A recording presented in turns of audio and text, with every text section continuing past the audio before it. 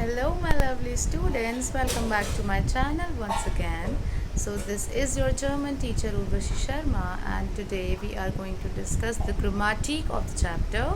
So everybody please pay attention, and yes, if you have not yet subscribed, please subscribe the channel, hit the like button and don't forget to press the bell icon. So let's get started. So students, today I'm going to start with the topic imperative. This is one of the very important concept of German language. So let us start with the topic. As you can see, initially we have in an assertive sentence, ausgesagt, a statement is made. In an interrogative sentence, frage what, a question is asked. So this is simple thing. Ausgesagt, a simple statement. Fragesatz means when we are asking a question, okay.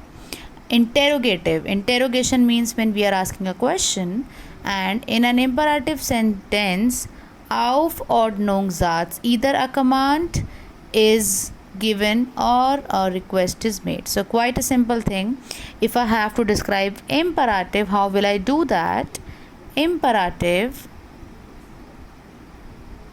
can be used to give a command or to make a request.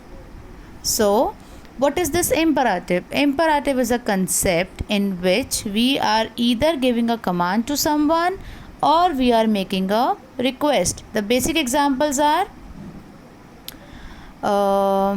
leave the classroom, stand up, get out. And if I am saying please leave the classroom, it will be my request. And if I am saying leave the class, it will be my order. In the classroom also we are using imperative multiple times when we are making a request or we are giving a command. So let us understand when to use imperative and what are the cases. So very first thing is do form.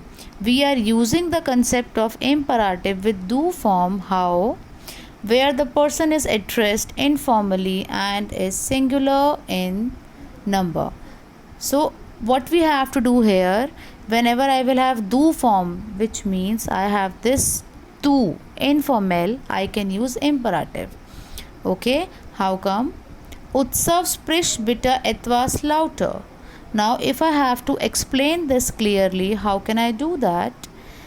In the concept of do, we will never use st and we will never use do. Okay. Second point, ihr form, where the person is addressed informally and is plural in numbers, which means ihr is used when we have something in plural but we have the person informally addressed. Okay. The conjugation of ihr form is retained unchanged, which means it will remain unchanged.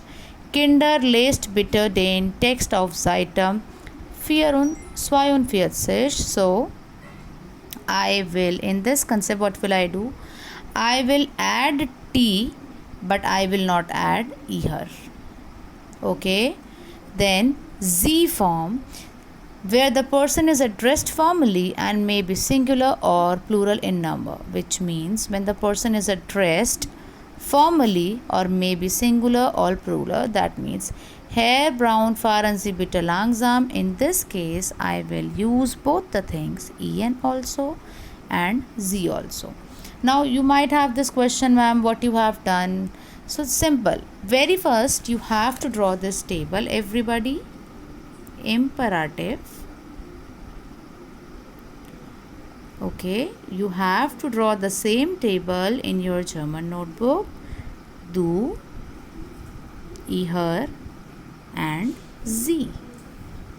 Then ending with du is always st, ending with ihr is always t, and ending with z is always en. Okay, and subjects du, ihr, z.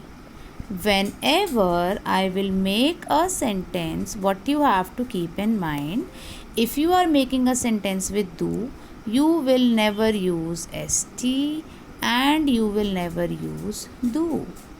When you are making a sentence with he, her, you will use t but you will never use he, her. And when you are making a sentence with z, you will use both. Is this clear to everyone? Yes? Students, I hope this table is clear to all. Students of 7th class, I will give you a brief about the same topic in the WebEx session. But what you have to do, you have to complete Textübersetzen, you have to do question and answer, and then you have to do this table in your German notebooks. So everybody take care of yourself, stay home and stay safe all.